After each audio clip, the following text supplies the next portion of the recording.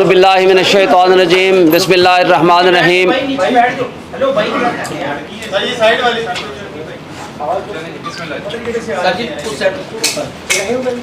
आज का जो हमारा सब्जेक्ट है उसके बारे में मैंने 2-3 सब्जेक्ट हैं, बड़े सिंपल से और मुख्तसर सी आज मैं कोशिश करूंगा बात करूं, क्योंकि आप बड़े थके हुए होंगे। आज सारा दिन की बड़ी हेक्टिक रही। एक बात तो आज सुप्रीम कोर्ट में तय हो गई कि जब हम ये बात करते थे कि इमरान खान को इंसाफ नहीं मिल रहा और एक मुतासिब जज ने बग़ैर सुने, बग़ैर हमारे गवाहान को मौका दिए कि हम अपने गवाह पेश कर सकें, हमें बग़ैर हक़ के दिफा दिए और वन साइडेड हमारे ख़िलाफ़ फ़ैसला कर दिया।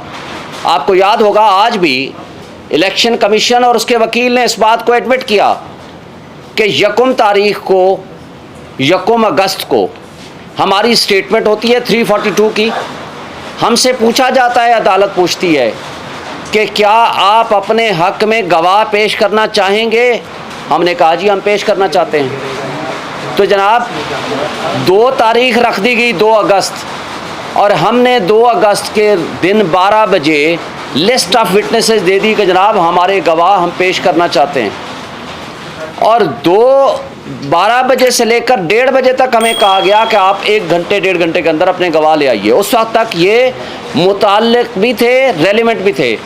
और जज साहब का तासुब देखें, उन्होंने 1:30 बजे हमने दरख्वास्त दी कि जनाब हमारे गवाह कराची में हैं, मुख्तलिफ़ शहरों में हैं, उनको यहाँ पहुँचने के लिए कम से कम 1 दिन या 2 दिन का टाइम दे दीजिए। 1:30 बजे वो फरमा देते हैं कि नहीं ये रेलिवेंट ही नहीं है। भाई ये फ़ैसला मुल्ज़िम ने और पार्टी ने करना होता है कि कौन सा गवाह मुताल्लिक है मेरे केस से, कौन सा नहीं है। और हाँ, जज साहब को उस वक्त ये अख्तियार है कि जब वो स्टेटमेंट आ जाए और वो स्टेटमेंट को पढ़ लें, उस पर जिरा हो जाए, वो कहें हाँ ये पोर्शन रेलिवेंट है, ये नहीं है। और जब हाई कोर्ट और सुप्रीम कोर्ट ने फ़ैसला किया कि हाई कोर्ट इसका फ़ैसला करे, हाई कोर्ट ने 2 मरतबा उसके फ़ैसले ख़त्म कर दिए, फिर तीसरी मरतबा कहा कि इनको सुन के फ़ैसला कर लें। 5 तारीख को हाई कोर्ट के फ़ैसले भी मौजूद थे और सुप्रीम कोर्ट का फ़ैसला भी मौजूद था। और ख्वाजा हारिस हमारे जो सीनियर वकील थे, उनको मुंशी को अगवा कर लिया। वो सुप्रीम कोर्ट में दरख्वास्त देने आए कि जनाब ये मुंशी मेरा जिसके पास फ़ाइलें हैं उसको ही गायब कर दिया गया।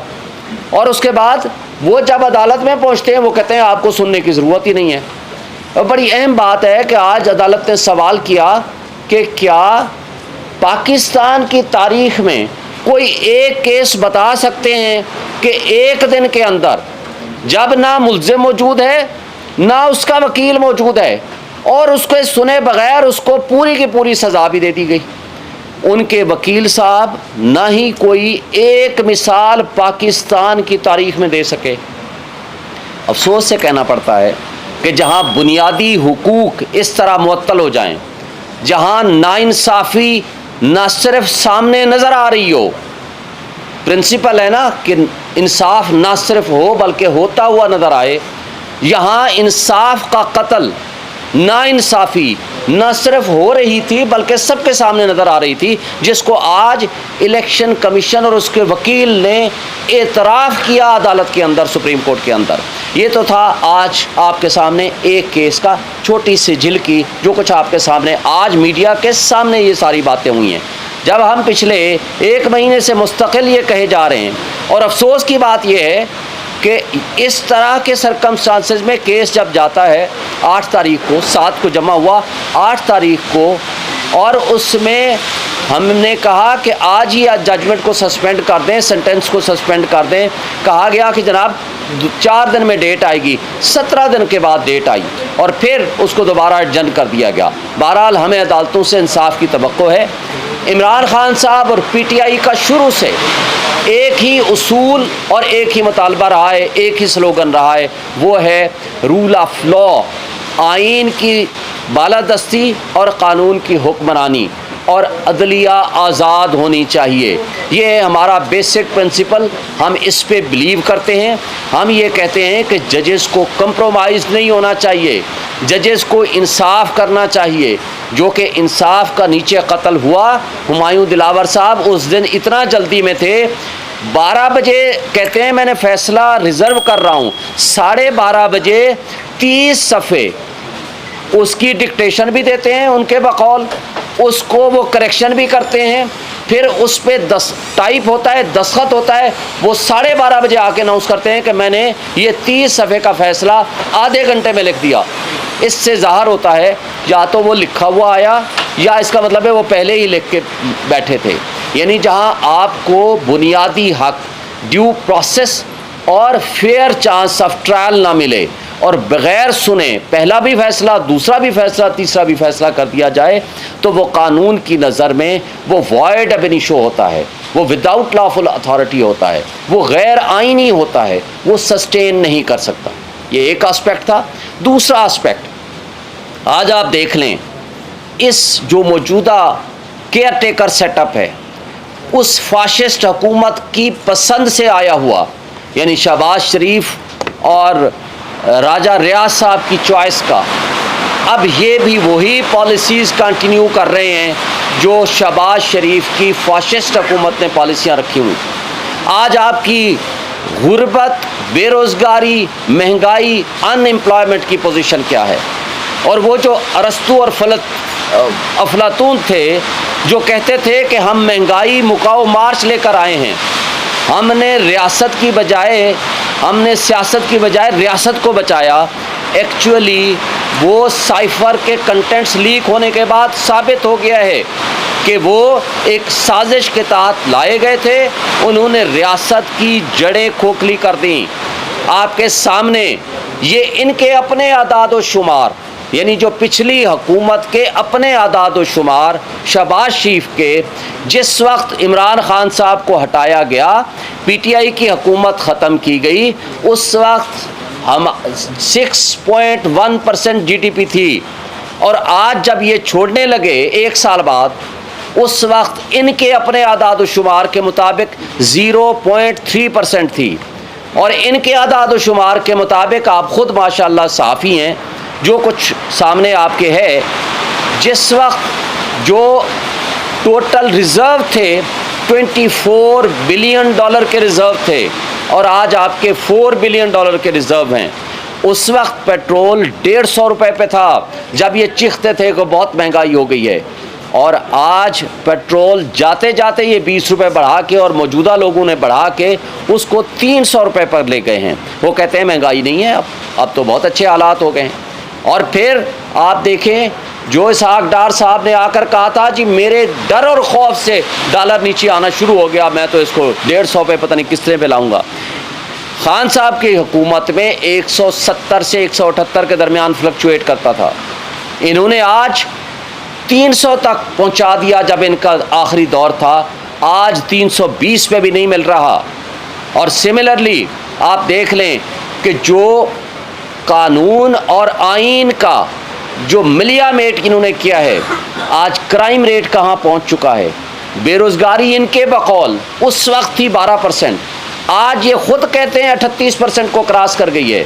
और स्पेशली जो गरीब आदमी की खाने की अशिया हैं, चीज़ें हैं, वो इस कदर महंगी हो चुकी हैं कि जिसका कोई एक गरीब आदमी को खाने का एक गुजारा करना भी मुश्किल हो गया है। और आपके सामने है, आज हम जो मिडिल क्लास वाले लोग हैं, हमारे लिए जीना मुश्किल हो गया है। क्या वजह है कि बिजली जिस वक्त खान साहब की हुकूमत थी 16% बिजली का यूनिट था, और आज आपको पता है 50 रुपये बिजली का यूनिट पहुंच चुका है। और अभी मुझे मालूम हुआ है कि माशाल्लाह 2 रुपये या 4 रुपये मज़ीद बढ़ाने लगे हैं, या बढ़ गए हैं, 5 रुपये मज़ीद बढ़ गए हैं। यानी अफसोस की बात यह है कि 50,000 1 लाख रुपए तनख्वाह हासिल करने वाला एक आम आदमी, बता दें वो जो अपने घर में क्या वो बिजली का बिल दे या वो अपने घर का राशन लेकर जाए, आज कैफियत क्या कर दी है आपने। और हमारी इन हुकूमतों ने इस पिछली शहबाज शरीफ की फाशिस्ट हुकूमत ने और मौजूदा केयर टेकर सेटअप्स ने सिवाय ड्रामे के, सिवाय नॉन इशू को इशू बनाने के, सिवाय इमरान खान और पीटीआई को क्रश करने के, मुझे आज बता दें ये कोई नेक काम करके गए हैं? आज आपका मुल्क बेआइन हो चुका है। आज पुलिस और एजेंसियों का राज है। जिस वक्त जिसको चाहें उठा के ले जाएं, मिसिंग पर्सन में शामिल कर लें। अदालत 8-8 दफ़ा ज़मानतें दे, उसके बाद दोबारा उठा लें और ये तस्लीम ही ना करें कि किस पुलिस वाले के पास है और किसके पास नहीं है। आज वो यास्मीन राशिद जो बुज़ुर्ग खातून सियासतदान रहनुमा पीटीआई की, आज इस तकलीफ़ की हालत में, बीमारी की हालत में भी आज 4 महीने हो के हैं वो जेलों में पड़ी है। और उसके अलावा जो ख़वातीन, खदीजा शाह है, सनम है, तैयबा है, सैकड़ों की तादाद में ख़वातीन हैं, वो अभी तक जेलों में पड़ी हुई हैं। यार क्या हमारे मुल्क में 13 और 14 अगस्त को जो कुछ हुआ आपने देखा, पाकिस्तान का झंडा लेके और पीटीआई का झंडा लेके जो वर्कर और कारकुन बाहर निकला, उसके साथ क्या किया इन्होंने? सैकड़ों की तादाद में वर्कर्स को उठा लिया और पर्चे कर दिया, उनको जेलों में डाल दिया और कुछ को गायब कर दिया।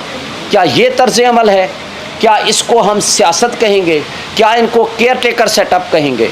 और ये केयर टेकर सेटअप सिवाय इलेक्शन के इनको कोई और काम नहीं कर सकते, और इलेक्शन कमीशन सिवाय इलेक्शन के उसका कोई काम नहीं है। लेकिन अफसोस की बात यह है कि ये केयर टेकर वाले और इलेक्शन कमीशन इलेक्शन कराने के अलावा सब कुछ कर रहे हैं। ये काबिल अफसोस बात है और इसको किसने ठीक करना है? और आज जो दहशतगर्दी अपने उरूज पे है वो क्यों है? इसलिए कि कानून को अमल दरामद करने वाले और लॉ इन्फोर्समेंट एजेंसीज़ के पास तो सिर्फ एक ही टाइम उनको टारगेट दिया गया है कि आपने पीटीआई को क्रश करना है, पीटीआई के वर्कर्स को उठाना है, उनको जेलों में बंद करना है। टोटल उनका काम ही यही है। तो फिर दहशतगर्दी जिस तरह हमारे मुल्क में अपना इतना उरूज पे पहुंची हुई है, उसको कौन कंट्रोल करेगा? क्या ये तर्ज अमल ये है हमारे मुल्क में हमारी रियासत को मजबूत करने वाला? देखें, इन मसाइल का हल पॉलिटिकल स्टेबिलिटी में है, और पॉलिटिकल स्टेबिलिटी डायलॉग से आएगी। पॉलिटिकल स्टेबिलिटी आप फ्री एंड फेयर इलेक्शन से आएगी। पॉलिटिकल स्टेबिलिटी आप इस जबर और खौफ की फ़िज़ा में इलेक्शन कैसे कराएंगे? नहीं करा सकते। इस जबर और खौफ की फ़िज़ा में अगर इलेक्शन होगा तो उसकी शफाफियत पे कौन यकीन करेगा? और अगर ऐसा इलेक्शन होगा जो मुल्क को मज़ीद दलदल में धकेल देगा, तो मुझे बताएं कि ये कौन सा हम रियासत की खिदमत कर रहे हैं? हम रियासत, और रियासत क्या है? रियासत की अवाम इसके मालिक हैं। अवाम ने फ़ैसला करना है आइन के मुताबिक कि हमारे उमूर ममलिकत हमारे मुंतखब नुमाइंदे चलाएँगे। लेकिन अफसोस से कहना पड़ता है कि हमने सारे उमूर ममलिकत मुंतखब नुमाइंदों के अलावा सबको दे दिए हैं। तो ये काबिल अफसोस बात है। ये आइन की खिलाफ वर्जी है, ये कानून की खिलाफ वर्जी है, ये बुनियादी हुकूक की मुअत्तली है जो हम सब का बुनियादी हक है कि हम जिसको वोट दें वो हमारा नुमाइंदा हो, वो अपनी हुकूमत हमारे वोट से वो चलाए ताकि हमारे मफादात का वो सौदा ना करे। मुझे बताएं, CCI में 2 गैर मुंतखब अफराद बैठे हुए थे, उसकी हैसियत क्या है? वो हो ही नहीं सकता। फिर 90 डेज़ का जो इलेक्शन है, आज सदर पाकिस्तान ने जो ख़त लिखा है इलेक्शन कमीशन को, वो दुरुस्त तौर पर ख़त है। आर्टिकल 48 सब आर्टिकल 5 आप पढ़ लें और आर्टिकल 224 पढ़ लें। जब इलेक्शन में, जब नेशनल असम्बली डिज़ोल्व हो जाएगी तो 90 डेज़ में इलेक्शन होगा, दूसरी कोई रीज़न नहीं है। और वो जो 90 डेज़ का इलेक्शन होगा उसकी तारीख़ सदर ममलिकत देंगे, और सदर, जब आइन सदर को पावर देता है तो इलेक्शन एक्ट में की जाने वाली तरमीम की कोई लीगल वैल्यू नहीं है, क्योंकि सुप्रीम कानून जो होता है वो आइन होता है। इलेक्शन लॉ या कोई और कानून उसके ताबे होता है, तो लिहाजा ताबे जो है वो सुप्रीम नहीं बन सकता। हमारे यहाँ अफसोस की बात है, उल्टी गंगा बह रही है, और इन सारी चीज़ों के ऊपर हम सब ने, और जो आज आपके सामने जो मीडिया के ऊपर कदगन और पाबंदियां हैं, ये किस कानून के? हम तो समझते थे कि वो फाशिस्ट हुकूमत लगा कर गई है, अब वो तो चली गई है। और हम जब हम पैमरा से पूछते हैं कि भाई वो आप चेयरमैन पीटीआई का नाम नहीं ले सकते, उसकी तस्वीर नहीं चला सकते, उसकी खबर नहीं चला सकते, और आपने उसके ख़िलाफ़ भी बोलना हो तो नहीं चला सकते, तो ये किसका हुक्म है? तो आज भी हमें हर मीडिया चैनल वाला कहता है आपको ख़ुद पता होना चाहिए, और कोई पता नहीं। ये जबर और खौफ की फ़िज़ा कैसे सस्टेन कर सकेगी? आज इमरान रियाज को आपने 100 दिन से ज़ायद हो गए हैं, एक इंडिपेंडेंट सहाफ़ी है भाई, आप उससे इख्तलाफ कर सकते हो, उसके नज़रियात से इख्तलाफ कर सकते हो, वो आपका हक़ है, लेकिन क्या उसका बुनियादी हक़ नहीं है कि लॉ इन्फोर्समेंट एजेंसीज़ के हाथों में वो गायब हुआ है तो किधर गया है? उसको आसमान खा गया है या ज़मीन खा गई है? उसको बरामद करना ये रियासती इदारों का फ़र्ज़ है। मीडिया आज़ाद होगा तो हमारे मुल्क की जमहूरियत आज़ाद होगी, हमारे मुल्क की आईन मजबूत होगा।